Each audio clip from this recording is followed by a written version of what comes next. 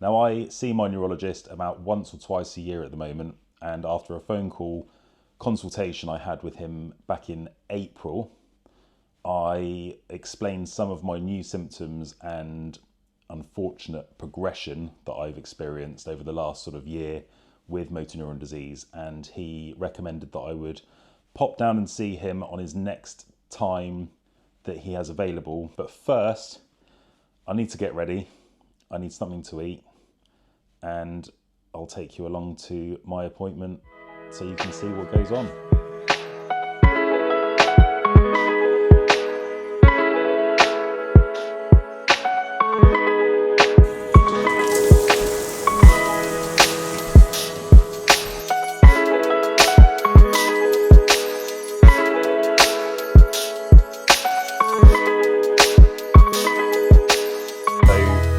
This afternoon I am going to my local hospital where my neurologist has his clinic, and I'll be seeing him along with a occupational therapist, probably the physiotherapist, and the team that are working within the hospital for people with motor neuron disease. So I'll take you along with me. I'm not sure how much I'm going to be allowed to film, but hopefully I can give you a bit of an insight to what it's like having a checkup from my neurologist. Now, I don't really see my neurologist that often. It's a sort of as and when I feel the need to, or when he feels the need to. And at the moment, the sort of amount of times I've seen him over the last sort of 3 years since my diagnosis has probably been once, if not twice a year. And that's at the most. It's a sort of as and when type setup where my progression is very slow in comparison to the average. So today's visit will probably just be a conversation around my progression and what I'm experiencing at the moment, so they can hopefully implement any sort of future support that I may be in need of as the condition carries on, making me weaker and giving me some issues around day-to-day living. So let's get ready to go. I'll see you at the hospital.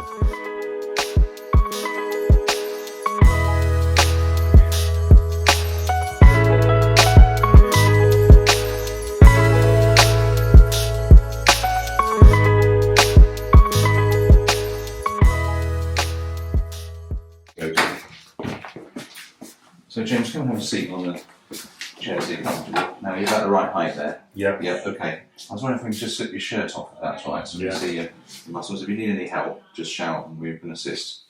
It's also quite nice to see you and see how you do it. Tells us several things about you. Okay, yeah. Do you want me to take that? My hands cramp. That's the other thing. I get cramp.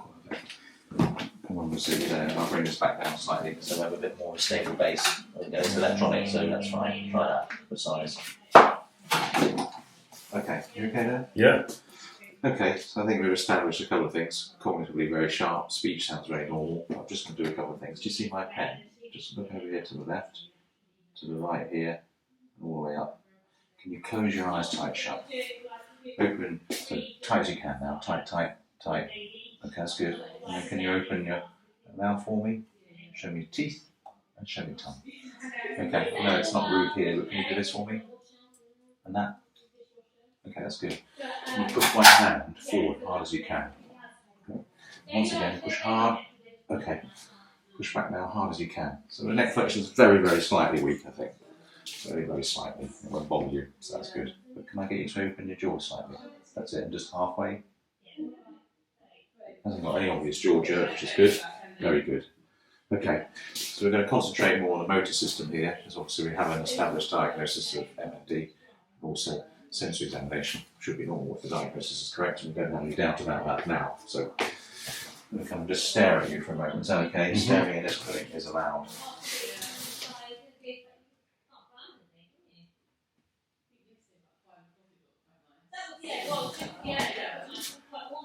So James is what we have known about already for some long time. He's got some obvious weakness in the left arm and the hand, and also some obvious muscle loss.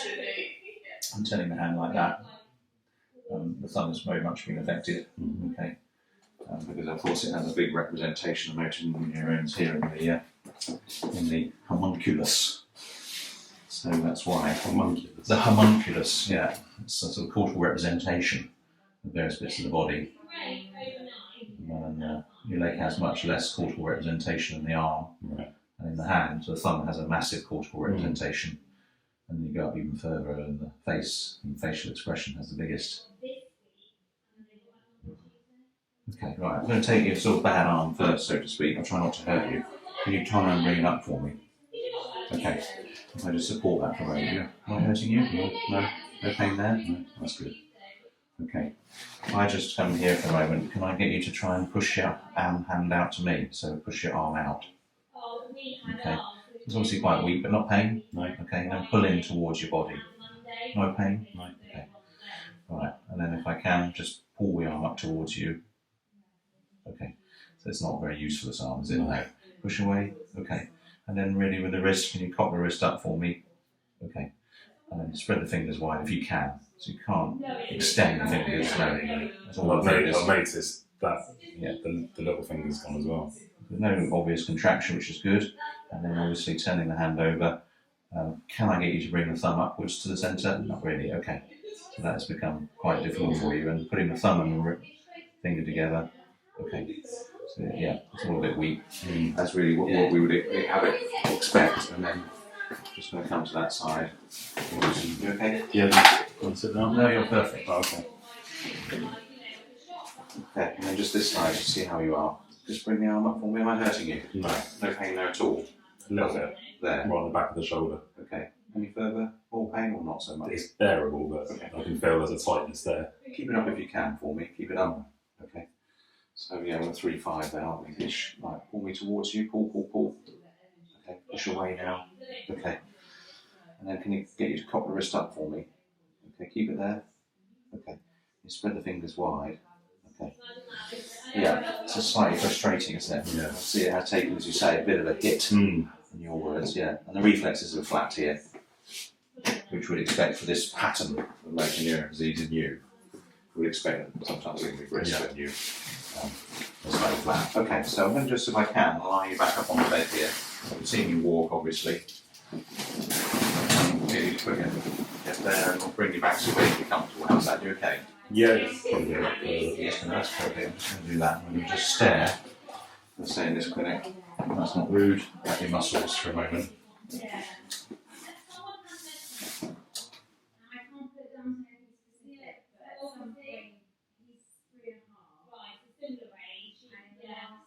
You noticed a bit of twitching in this muscle here. Yeah, here and along the side here.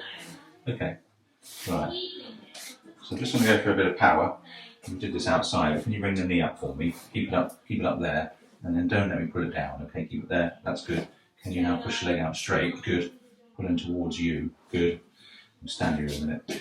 And then this side, I don't want to put you into cramp, but just keep the leg here if you can. Keep it right up, and I'm going to do my very best to push it down. It's a test of strength, this. Keep it up. That's good. I can't overcome it. That's very good.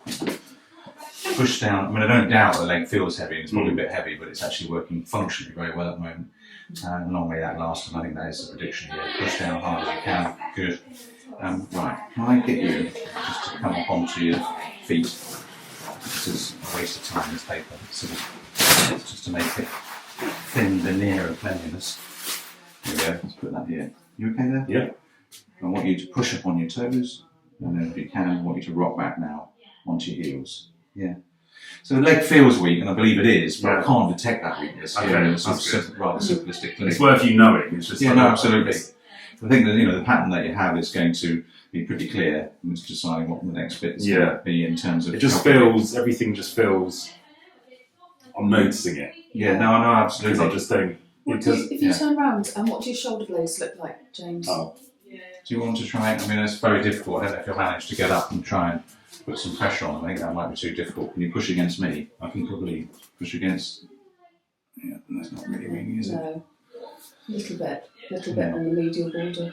I can do that. Please hasn't got more shoulder pain because obviously with the arms being heavy, sometimes people get quite a lot of pain in the shoulders, and then we have to get on Yeah. moving them before they get frozen. Yeah, well, On I do very every- occasion, if they do go to the frozen point, then we actually try and release a bit of information Every morning I lay down on the bed and I just put myself into like the crucifix You've position, always been really good at stretching, haven't you? and then I try and put my arms up and Yeah. sort of try and get some movement. Sorry, Oh, I'm you're gonna probably a bit sweaty. Oh, don't worry about that. It's sort of 20 degrees out there. Right, so now That's the game. I'm just doing this for speed. It's the Yeah, back, that's isn't fine. it? Yeah. That's fine. Okay. I know you can do it, but just for speed. If you sit down for a minute, put my man hand on your baddie arm into there. And push. That's it. Almost. That's it. That's that one. That's important. You're right. Sadly, too many times. Right. Okay. Let me just come and just get this arm in there. Hang on a second.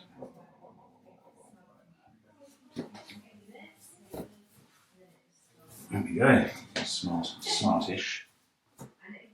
I always sweat so much when I'm doing like examinations. It's It's quite warm in here. And I mean, nerves. yeah, well, it probably is a bit. Actually. Yeah, I mean, you sort of have your face rubbed in it when you come to the Yeah. people not talking. Yeah, it's all Still got MND. just concentrate on a bit negative. That's all. Yeah. Right, I'm back from my neurology appointment. Fairly positive, but there are some things that was expected. He did my examination, as you've just seen, and confirmed that I have got sort of progressive weakness in my arms and hands, which was to be expected with MND. It's a progressive condition. The concern I did have was over the last 12 months that I noticed my right leg started to feel heavy, and I've been experienced twitching, or what they call fasciculations, in the muscles around my thigh. And he did strength tests on my leg and didn't feel like there was anything there that was noticeable to concern him. He did find some weakness in my neck, but it is what it is. What was quite interesting, he did say that the type of MND that I do have will, in his eyes, predominantly stay in my upper part of my body before it will affect my lower part of my body, and that's if it does at all. So that was quite nice to hear. I brought up a load of things about treatments and things like that that we couldn't record, and there is none. This is the frustrating thing about MND, is there's so many trials around that most of us are ineligible to actually go on, that it becomes frustrating to see these drugs being trialed and not everyone's able to have a go.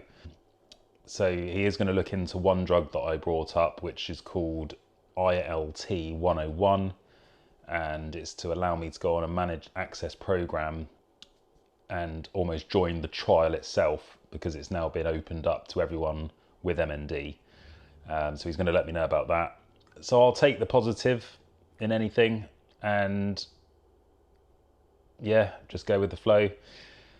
The one thing that I'm now going to have to sort of get my head round is, he did say to me and my wife, have you thought about what happens when you can't use your hands and arms to, for example, dress yourself and feed yourself? And we sort of both looked at each other and we were like, I don't know. But he did say that it would be something that they would implement potentially, when and if I'm needing extra help, is to get a carer to come in and help for an hour a day, for example, to get me dressed and help me feed myself if I can't use my hands or arms. I asked about this thing called a knee-to-eater, which is like a robotic arm, but it can be quite temperamental, apparently. So if there's anything else out there that anyone else knows about that is like a robotic arm that helps you feed yourself, let me know down in the comments. But yeah, apart from having to get my head around that and preparing ourselves mentally, I'm sort of slowly progressing, but in a controlled way, he feels. I'm not speeding up, I'm not slowing down, and it's still relatively slow, so I feel very fortunate about that.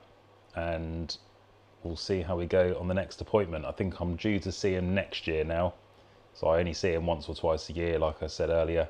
But yeah, felt all right. It was good to have a catch up with him and see some of the OTs that were there. And there's vlog 1 done. Let me know what you think.